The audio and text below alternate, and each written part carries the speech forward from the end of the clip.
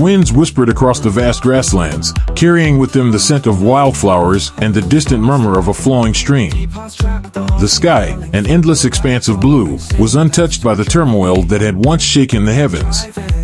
Here, in this tranquil corner of the world, there was no hint of the cosmic battles that had torn the universe apart, no memory of the fire and ice that had forged a being of immense power. Instead, there was only the gentle rustle of grass, the lowing of cattle, and the life of a young shepherd named Ira.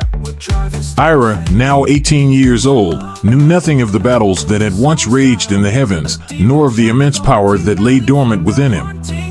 His life had been one of simple pleasures and quiet moments, a life spent in the company of his family's flock, tending to the sheep that grazed across the plains. His days were filled with the warmth of the sun on his skin, the feel of the earth beneath his feet, and the sound of his black horse's steady hooves as they moved across the land together. Ira's memories were a tapestry of peaceful days, woven with the colors of a childhood spent under the wide open sky. He remembered the stories his father would tell him by the fire at night, tales of heroes and gods, of battles fought long ago. He remembered the soft voice of his mother as she sang lullabies to him, her gentle hands guiding him through the tasks of the day. And he remembered the thrill of racing his horse across the plains, the wind in his hair, the world a blur of green and gold. But these memories were not real. They were illusions, threads of a life that had never been. Marduk, the supreme god, had erased Ira's true memories, the memories of his creation, of his purpose, of the immense power that he possessed. In their place, Marduk had implanted the false memories of a shepherd's life, a life of simplicity and peace, far removed from the cosmic battles and the forces of chaos that still lingered at the edges of the universe. Marduk had done this to protect Ira, to give him time to grow, to understand the world before the weight of his true identity was revealed to him. The black iron horse, once a creature of fire and ice, now appeared as a simple black stallion, a companion and friend to Ira in his daily tasks. Ira knew none of this. To him, his life was as real as the grass beneath his feet, as the sun that warmed his back. He had no reason to doubt the memories that filled his mind, no reason to question the life that he had always known. And so, he lived each day as it came, content in the knowledge that he was a shepherd, the son of shepherds, with a future as simple and peaceful as his past. The shepherd's life. The day began as it always did, with the first light of dawn creeping over the horizon, painting the sky with hues of pink and gold. Ira rose from his bed, the warmth of the morning sun already beginning to chase away the chill of the night. He dressed quickly, pulling on his simple tunic and trousers, and stepped out of the small stone cottage that had been his home for as long as he could remember. The air was crisp and clean, filled with the sounds of birdsong and the distant bleating of sheep. Ira breathed it in deeply, savoring the freshness of the morning. He could see his father already at work, tending to the flock as they grazed in the nearby meadow. His mother was inside the cottage, preparing breakfast, her humming a soft melody that blended with the sounds of the waking world. Ira smiled to himself as he walked toward the small corral where his horse waited. The black stallion, known simply as Night, was a magnificent creature, its coat as dark as midnight, its mane and tail flowing like liquid shadow. Night had been Ira's companion for as long as he could remember, a loyal friend who had carried him across the grasslands on countless adventures. "Morning, boy," Ira said, patting the horse's neck affectionately. Night nickered softly in response, nudging Ira's hand with his nose. There was an intelligence in the horse's eyes, a depth that Ira had always found comforting, as if Night understood him in a way that no one else could. Ira led Night out of the corral, swinging easily onto the horse's back. Together, they rode out into the meadow, the grass whispering beneath Night's hooves as they moved. The sun was climbing higher now, casting long shadows across the land, and Ira felt a deep contentment settle over him as he guided Night through the familiar landscape. His task for the day was a simple one, checking the boundaries of the grazing lands, ensuring that the sheep had not wandered too far from the safety of the flock.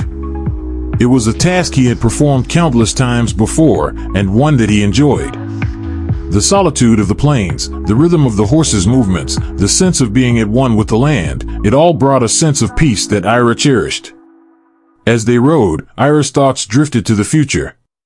He knew that one day, he would take over the responsibilities of the flock from his father, that he would build a life here on the plains, perhaps with a family of his own. It was a simple dream, but one that filled him with a quiet happiness. The idea of a life spent in the company of the land, the animals, and the people he loved was all he had ever wanted. But as Ira's thoughts wandered, something stirred deep within him, a flicker of something forgotten, something buried beneath the surface of his mind. It was a sensation he could not quite place, a feeling of unease that seemed to gnaw at the edges of his consciousness. It was as if there was something he should remember, something important, but it remained just out of reach, hidden in the shadows of his mind. Ira shook his head, trying to dispel the feeling. It was probably nothing, he told himself, just the result of too much time spent alone with his thoughts. But the unease lingered, like a dark cloud on the horizon, distant but ominous. The darkening horizon.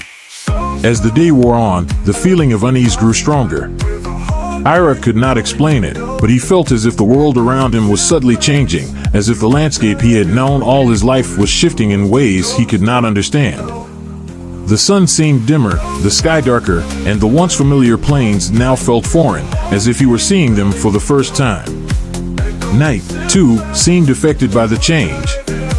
The horse moved restlessly beneath him, its ears flicking back and forth as if listening for something unseen. There was a tension in the air, a sense of something approaching, something that Ira could not see but could feel in his bones. He tried to push the feeling aside, focusing on the task at hand, but it was no use. The unease continued to grow, a creeping dread that wrapped itself around his thoughts like a shroud. It was as if the world itself was holding its breath, waiting for something to happen, something that would shatter the peace of the plains. Ira urged Night forward, guiding the horse toward the edge of the grazing lands, where the plains met the forest. The trees loomed before him, their branches twisted and gnarled, casting long, jagged shadows across the ground. The forest had always been a place of mystery, a place where the light of the sun could not penetrate, and where the night seemed to linger long after dawn had broken. As they approached the forest's edge, Ira felt the unease deepen. The air was cooler here, the light dimmer, and the shadows seemed to move of their own accord, shifting and twisting as if alive. Night hesitated, his steps faltering as he neared the tree-line, his breath coming in quick, nervous puffs. "Easy, boy," Ira said, trying to calm the horse, though he could feel his own heart racing. There was something in the forest, something that did not belong, something that was watching him from the darkness. Ira dismounted, deciding to lead Night on foot. The horse followed reluctantly, his ears pinned back, his muscles tense. Ira took a deep breath and stepped into the forest, the shadows closing around him like a cloak. The air was thick and heavy, the silence oppressive. Ira could hear his own footsteps, the rustle of leaves beneath his boots, the soft snort of night behind him. But beyond that, there was nothing, no birdsong, no wind, no sound of life. It was as if the forest were holding its breath, waiting. Ira pressed on, his eyes scanning the trees for any sign of movement. The feeling of unease had now become a tangible thing, a weight that pressed down on him with every step. He could feel the cold seeping into his bones, a chill that had nothing to do with the temperature. It was a cold that came from within, from something deep inside him that he could not explain. And then, in the distance, he saw it, a glimmer of light, faint and flickering, like the last dying embers of a fire. It was a strange, unnatural light, not the warm glow of a campfire, but something colder, harsher. It seemed to pulse with a life of its own, drawing him closer, pulling him toward it. Ira hesitated, a part of him wanting to turn back, to leave the forest and return to the safety of the plains. But something within him, something he could not name, urged him forward, compelled him to move closer to the light. It was as if a voice deep within him was calling out, telling him that this was important, that he needed to see what lay ahead. The awakening. As Ira moved closer to the light, the air grew colder, the shadows deeper. The light, once a faint glimmer, now blazed with an intensity that forced him to shield his eyes. It was a light that did not belong in this world, a light that seemed to pierce through the very fabric of reality. And then, as he stepped into a small clearing, he saw it, the source of the light. It was a sword, unlike any Ira had ever seen. It was embedded in the ground, its blade glowing with a fierce, icy light that seemed to radiate cold rather than heat.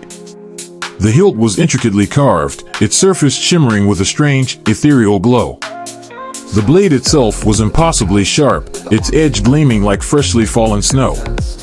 Ira felt a strange pull toward the sword, an irresistible urge to reach out and grasp the hilt. He took a step closer, his hand trembling as he extended it toward the blade. The cold radiating from the sword was intense, so cold that it burned, sending sharp pangs up Ira's arm as his fingers hovered just above the hilt. But there was a familiarity to the pain, as though it was something his body had known once and long forgotten. He hesitated for only a moment longer before finally wrapping his hand around the hilt. The moment Ira's fingers closed around the sword, a surge of energy shot through him, both searing and freezing. It was as if the cold of the blade met a flame deep within his soul, and the clash of elements sent tremors through his entire being. The memories, buried deep by Marduk's wool, stirred, like embers fanned into flame. But they were fragmented, disjointed, just flashes of images and emotions. He saw fire and ice intertwined, a vast cosmic battle, and a name whispered in the void, Ira. He gasped, almost releasing the sword in shock, but something held him steady. The world around him seemed to fade, the forest retreating into a dim background noise as the sword became his entire focus. The hilt was warm now, no longer burning cold, but instead pulsing with a strange rhythm, as though it had a heartbeat of its own. Ira pulled the sword from the earth with surprising ease, and the blade cut through the air with a soft hum, leaving a trail of frost in its wake. It was as if the sword was alive, responding to his thoughts and movements before he even realized them. He lifted the blade and watched as the light of the sword dimmed, replaced by a cold mist that clung to the edge of the weapon.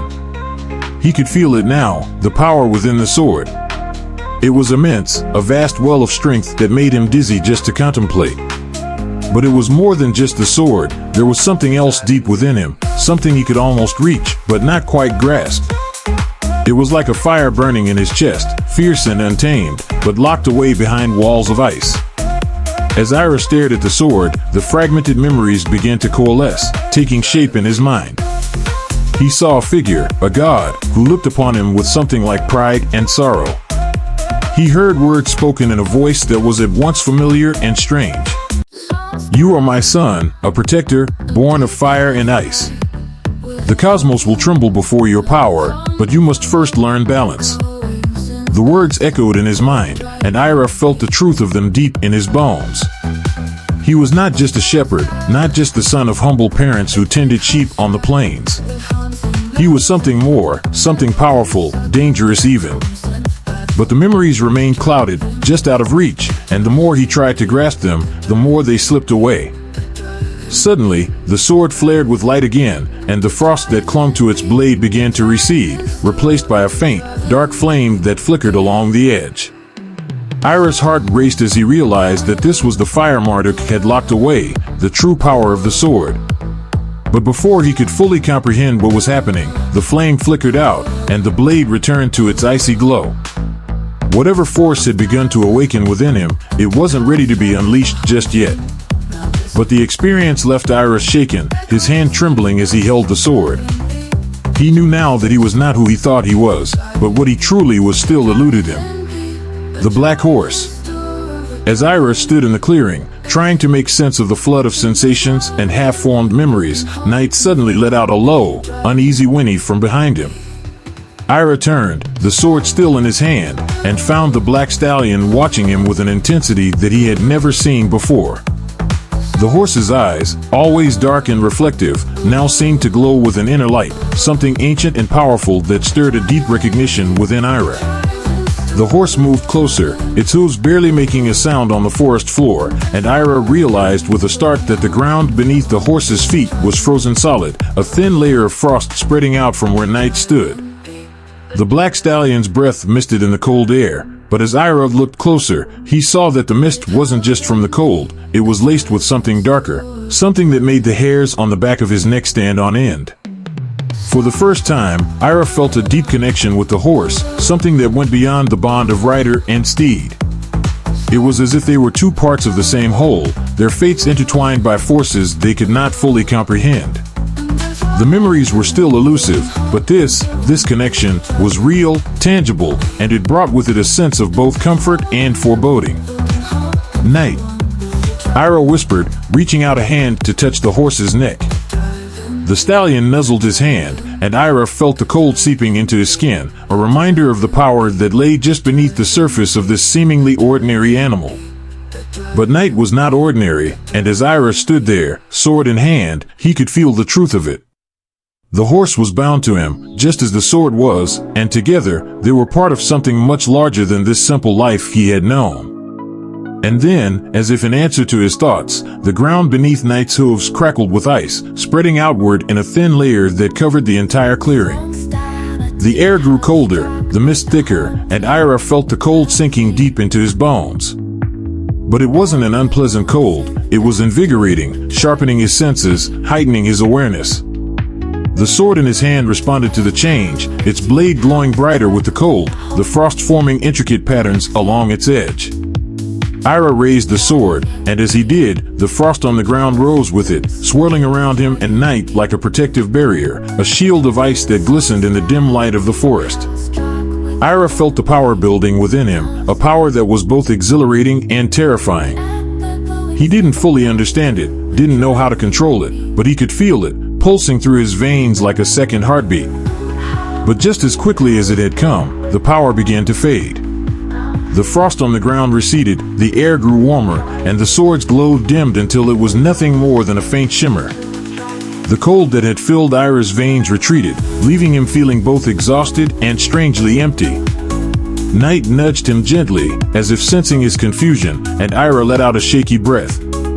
The power was still there, somewhere deep within him, but it was locked away again, just as it had been before. The memories, the strange visions, the connection with Night, all of it had receded, leaving him with only the faintest impression of what had just happened. But he couldn't ignore it. He knew now that something was different, something fundamental had changed. He wasn't just a shepherd, he was something more, something that he still didn't fully understand. Ira sheathed the sword, which had already begun to lose its ethereal glow, and turned back toward the plains. Night followed him, his steps slow and measured, the frost underfoot melting away as they left the forest behind. A world of secrets. The journey back to the cottage felt longer than it ever had before, the familiar landscape now tinged with an air of mystery that Ira couldn't shake. The sun was lower in the sky, casting long shadows across the plains, and the sense of unease that had plagued him all day had not entirely disappeared. As they approached the cottage, Ira could see his father outside, gathering wood for the evening fire. His mother was in the garden, tending to the vegetables that grew in neat rows along the side of the house. It was a scene of perfect domesticity, a scene that Ira had always found comforting. But now, it felt different, detached, almost as if it belonged to someone else's life. Ira dismounted, and as he did, his father looked up, a smile spreading across his withered face. "There you are, boy. I was starting to wonder if you'd gotten lost out there." Ira forced a smile, trying to shake off the lingering sense of strangeness. "No, just took a bit longer than I thought. The sheep were restless today." His father nodded, wiping sweat from his brow. I've noticed that too. Something in the air, maybe. Storm coming, I reckon." Ira nodded absently, though he knew the feeling had nothing to do with a storm. "Maybe," he murmured, glancing back at the forest, where the shadows were now deepening into night. He helped his father with the wood, his movements automatic, his mind elsewhere. The sword was a heavy presence at his side, a constant reminder of the power he had felt in the forest. But more than that, it was a reminder of the strange memories that had begun to surface, memories that didn't belong to him, or at least, not to the person he had thought he was. That night, as Ira lay in bed, he couldn't sleep. The images and sensations from the forest kept replaying in his mind, mingling with the half-remembered words of the figure who had called him son. He tried to push them away, tried to convince himself that it was just a dream, a trick of the mind. But deep down, he knew that wasn't true. Something was happening to him, something that he didn't fully understand. The memories, the power, the sword, and even night, they were all connected, pieces of a puzzle that he couldn't quite put together. But one thing was clear, the life he had known, the simple life of a shepherd, was over. The future that he had once imagined, a future of peaceful days and quiet nights, now seemed like a distant dream, something that belonged to another person in another time. Ira's hand drifted to the sword, which lay beside him on the bed. The cold of the blade seeped into his fingers, a reminder of the power that lay just beneath the surface, waiting to be unlocked. He didn't know what the future held, didn't know what he was supposed to do with the power he had felt. But he knew one thing, he couldn't ignore it. He would find out the truth, whatever it was. He would uncover the secrets that had been hidden from him, the memories that had been locked away. And when the time came, he would be ready to face whatever lay ahead. For now, though, Ira closed his eyes, trying to quiet his mind and find some rest. The night was deep, and the world outside was silent, but in the distance, the wind whispered through the trees, carrying with it the faintest echo of a forgotten flame.